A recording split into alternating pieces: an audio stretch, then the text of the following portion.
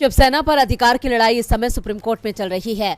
चुनाव आयोग ने एकनाथ शिंदे के पक्ष में फैसला दिया है, लेकिन उद्धव गुट ने इसे सुप्रीम कोर्ट में चुनौती दे रखी है। साथ ही शिंदे सहित उनके साथ गए विधायकों की अयोग्यता का मामला भी सुप्रीम कोर्ट में चल रहा है। सुनवाई के दौरान सुप्रीम कोर्ट ने शिंदे गुट के वकील से कई तीखे सवाल किए।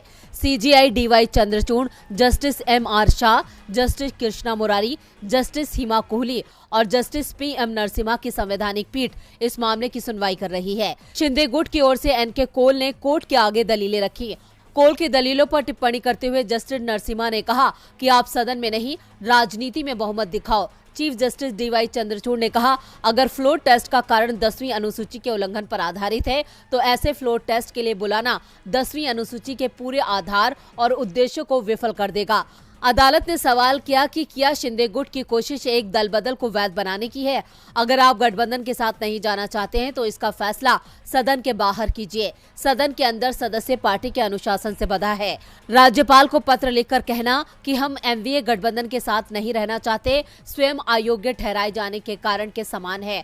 पीठ ने शिंदे के वकील को ये बताने के लिए कहा कि राज्यपाल के सामने वो क्या कारण था जिसके आधार पर उन्होंने शक्ति परीक्षण के लिए कहा। सरकार चल रही थी, क्या राज्यपाल मुख्यमंत्री से शक्ति परीक्षण के लिए कह सकते हैं? अगर ये चुनाव के बाद होता तो अलग मामला होता। जब सरकार बनती है तो कोई भी समूह यूं ही नहीं कह सकता कि हम इस गठबंधन का हिस्सा नहीं रह सकते।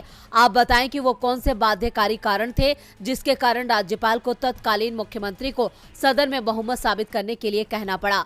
चीफ जस्टिस डीवाई चंद्रचूड़ ने पूछा कि लोकतांत्रिक रूप से चुनी गई किसी सरकार को बहुमत साबित करने के लिए क्यों कहा जाना चाहिए, और क्या राज्यपाल प्रतिद्वंदी समूह को मान्यता देकर दल बदल को वैध नहीं बनाते हैं, जो 10वीं अनुसूची के तहत अन्यथा अस्वीकार्य है।